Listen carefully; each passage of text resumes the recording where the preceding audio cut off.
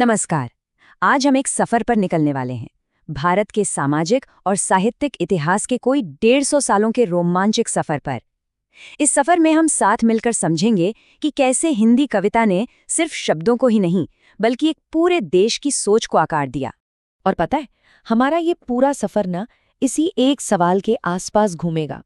हम ये समझने की कोशिश करेंगे कि आखिर कैसे कविता वक्त के साथ बदलती है और अपने दौर की सच्चाइयों, उसके संघर्षों और सपनों को अपनी आवाज देती है। तो इस पूरी कहानी को अच्छे से समझने के लिए हमने इसे 5 हिस्सों में, या कह लें कि 5 पड़ावों में बांट दिया है। हम आधुनिक कविता के जन्म से शुरुआत करेंगे और सफर करते करते आज तक के दौर को देखेंगे, जहां कविता आज भी लगातार नए रूप ले रही है। तो चलिए शुरू करते हैं। हमारा पहला पड़ाव है आधुनिक कविता का जन्म। ये वो जमाना था जब पूरा भारत एक बहुत बड़े बदलाव के दौर से गुजर रहा था और जाहिर है इसका गहरा असर साहित्य पर भी पड़ रहा था। देखिए, आधुनिक हिंदी कविता कोई अचानक से नहीं आ गई थी, बल्कि इसके पीछे बड़ी बड़ी ऐतिहासिक ताकतें थीं। ब्रिटिश शासन, 1857 का स्वतंत्रता संग्राम, समाज सुधार के आंदोलन और हाँ, प्रिंटिंग प्रेस का आना, इन सब ने मिलकर एक नई सोच को जन्म दिया। और यहीं से एक जबरदस्त बदलाव आया। कविता का जो मकसद था ना, वो ही बदल गया। अब वो सिर्फ किसी की निजी भावनाओं की बात नहीं कर रही थी, बल्कि वो पूरे राष्ट्र की, पूरे समाज की चेतना की आवाज बन रही थी। चलिए, अब अगले पड़ाव पर चलते हैं।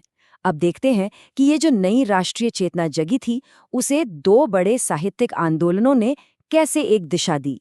ये दौर था जागरण और सुधार का। तो सबसे पहले आता है भारतेंदु युग।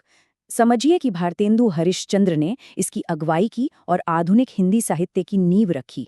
कविता का इस्तेमाल अब देश बनाने और समाज सुधारने के लिए होने लगा। और सबसे बड़ी बात, जो आम बोलचाल की भाषा थी, यानी खड़ी बोली, उसे पहली बार साहित्य का दर्जा मिला।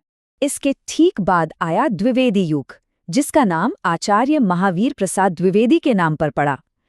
ये दौर था अनुशासन का, आदर्शवाद का और नैतिकता का।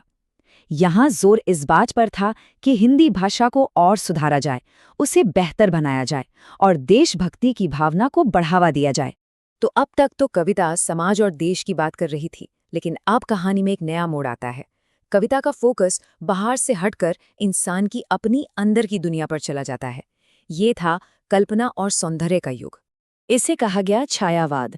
ये एक तरह का रोमांटिक आंदोलन था, जहां कवियों ने अपने निजी भावनाओं, अपनी कल्पनाओं, प्रकृति और खूबसूरती को सबसे ऊपर रखा।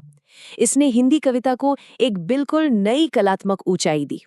और जब छायावाद की बात हो तो महादेवी वर्मा का जिक्र तो करना ही होगा।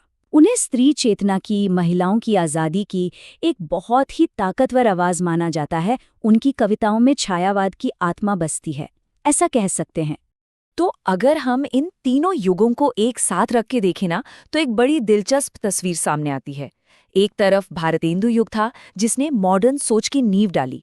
फिर द्विवेदी युग ने भाषा को मांझा और छायावाद ने कविता को खूबसूरती की बुलंदियों पर पहुंचा दिया।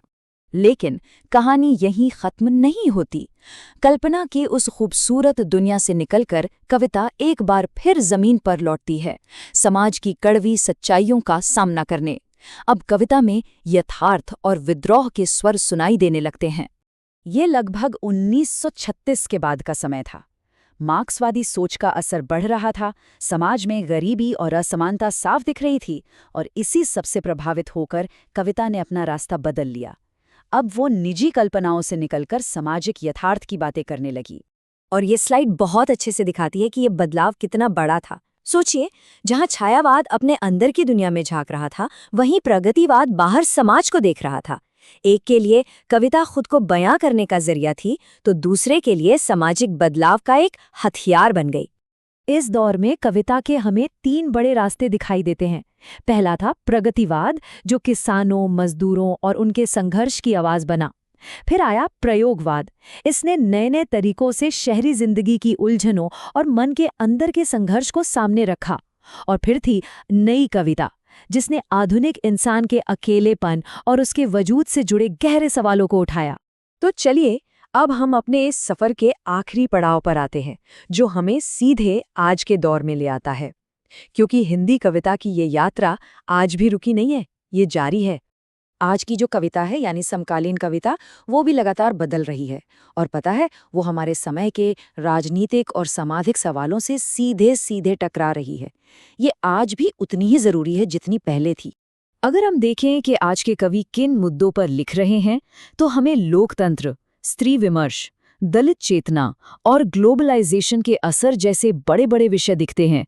और हाँ, इनकी कविताओं में एक बहुत मजबूत प्रतिरोध का स्वर भी है, जो समाज की गलत बातों पर सवाल उठाता है। तो अगर हम इस पूरे सफर को, इस पूरी यात्रा को समेटना चाहें, तो इसे 4 कदमों में देख सकते हैं। कविता ने अपना सफर भावना से शुरू किया, फिर वो विचार की तरफ मुड़ी, उसके बाद उसमें यथार्थ का दामन थामा, और आज वो प्रतिरोध की एक ताकतवर आवाज बन चुकी है। और आखिर में, ये एक लाइन शायद इस पूरी बातचीत का सार है। आधुनिक हिंदी कविता भारतीय समाज की ऐतिहासिक, सामाजिक और सांस्कृतिक यात्रा का एक जीवंत दस्तावेज है। और हम इस पूरी चर्चा को एक सवाल के साथ यहीं छोड़ते हैं।